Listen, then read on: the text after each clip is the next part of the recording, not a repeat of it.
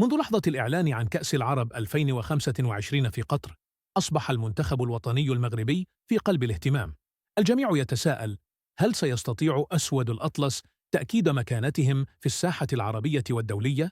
هذه البطولة ليست مجرد منافسة، بل فرصة لإظهار القوة، المهارات والروح الوطنية، خاصة وأن المغرب يمتلك تاريخا مشرفا في البطولات العربية والقارية. التحدي هذه المرة أكبر، ليس فقط بسبب المنافسة على اللقب، بل أيضا لتطوير لاعبين شباب وإكسابهم خبرات قيمة أمام فرق متنوعة. التحضيرات المكثفة التي خضع لها الفريق خلال الأشهر الماضية كانت واضحة لكل من تابع التدريبات، مع التركيز على التكتل الدفاعي والهجمات المرتدة السريعة وقراءة تحركات الخصوم واستغلال نقاط ضعفهم.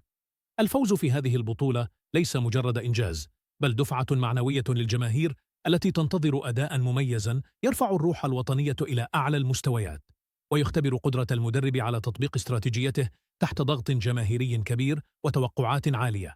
الآن، بعد انتهاء مباريات الملحق، أصبحت الرؤية أوضح بخصوص المجموعة بي التي تضم المغرب، حيث يواجه المنتخب خصوما متنوعين: السعودية، عمان، وجزر القمر. كل مواجهة تحمل تحديا مختلفا، وما يجعل هذه المجموعة مثيرة هو تنوع الخصوم. مواجهة جزر القمر ستكون اختبارا للتركيز والجدية. الفريق جاء متحفزا بعد فوزه على اليمن، ويملك روح الحماس لإثبات نفسه.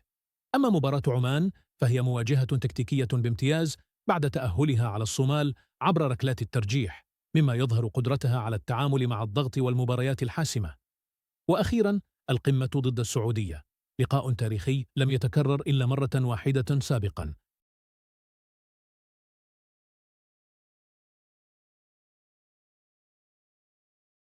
تضيف حدة وتشويقا، وتفرض على المنتخب المغربي الحذر التام أمام كل خصم مهما بدت قوته الظاهرية.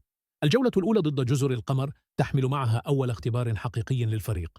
هذا المنتخب الصغير يمثل تحديا غير متوقع، فقد أثبت قدرته على الفوز في الملحق ويملك حماسا كبيرا. المغرب يحتاج إلى أقصى درجات التركيز لتجنب أي مفاجآت، بينما يمتلك الخبرة والتنظيم الدفاعي لمواجهة الهجمات المرتدة السريعة للفريق المنافس. الفوز هنا لن يكون سهلا، لكنه يحدد المزاج النفسي لبقية الدور، ويخلق أساسا قويا لبناء الثقة قبل المواجهات القادمة. ومع ذلك، ما يحدث في هذه المباراة سيكون إشارة مهمة لكل مشاهد. كرة القدم لا تعرف التوقعات، ولا يمكن الاستهانة بأي خصم مهما بدا صغيرا أو مبتدئا. بعد مواجهة جزر القمر تأتي الجولة الثانية ضد عمان يوم 5 من دجنبر 2025. هذه المباراة تمثل اختبارا تكتيكيا أكثر دقة. الفريق العماني أظهر قدرته على التعامل مع الضغط بعد الفوز على الصومال بركلات الترجيح، ويعرف كيف يلعب تحت المواقف الحرجة. المغرب يجب أن يكون جاهزا من جميع النواحي، سواء للياقة البدنية أو التركيز الذهني. الإدارة الصحيحة للطاقة ستسمح للاعبين بالحفاظ على الأداء العالي قبل المباراة الأكثر أهمية، القمة العربية ضد السعودية. الفوز أو الأداء القوي هنا سيساعد في بناء الثقة ويثبت جاهزية الفريق لتحديات أكبر، بينما أي هفوة يمكن أن تهدد ترتيب المجموعة وتزيد الضغط النفسي قبل القمة. أما القمة العربية ضد السعودية فهي الحدث الأكبر في دور المجموعات، وستقام يوم 8 من دجنبر 2025 أمام جماهير مكتظة بالكامل. المباراة ليست مجرد منافسة على النقاط، بل تحمل بعدا تاريخيا كبيرا. التحليل التكتيكي يشير إلى القوة السعودية في الهجوم السريع مقابل التنظيم الدفاعي والهجمات المرتدة السريعة للمغرب، وهذا يجعل المباراة نقطة محورية لكل من يتابع البطولة. الضغط الجماهيري العالي يمكن أن يكون سلاحا مزدوجا، محفزا أحيانا ومربكا أحيانا أخرى. هنا سيختبر مستوى التركيز والانضباط الذهني للاعبين، وستظهر قدرة الجهاز الفني على ضبط الأداء وفق الظروف. وبالإضافة إلى كل هذه التفاصيل، يجب النظر إلى التحديات العامة التي تواجه المغرب. المباريات متلاحقة، والخصوم متنوعون بين فريق مفاجئ مثل جزر القمر، فريق تأهل حديثا مثل عمان، وخصم قوي تاريخيا مثل السعودية.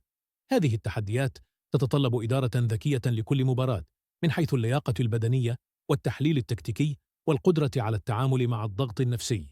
السيناريوهات المحتملة تشمل الفوز في جميع المباريات، أو التعادل مع فريق مفاجئ، أو مواجهة صعبة ضد السعودية، وكلها تشير إلى أهمية التركيز الكامل وعدم الاستخفاف بأي خصم. إضافة إلى ذلك، البطولة تمثل فرصة ذهبية لتطوير اللاعبين الشباب ودمجهم مع المخضرمين، ما يخلق توليفة قوية وجديدة لمنتخب المغرب. الهدف لا يقتصر على التأهل فقط، بل على المنافسة على اللقب وإضافة إنجاز جديد إلى سجل أسود الأطلس وإظهار طموحهم العربي والدولي.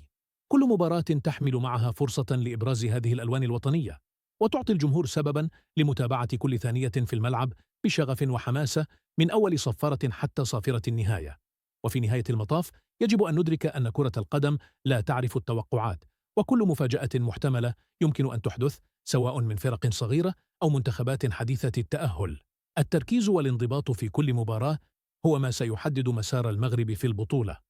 هذه المباريات، خصوصاً الجولة الأولى ضد جزر القمر، ستكون اختباراً حقيقياً لقدرة اللاعبين على تطبيق الخطط التكتيكية تحت ضغط كبير.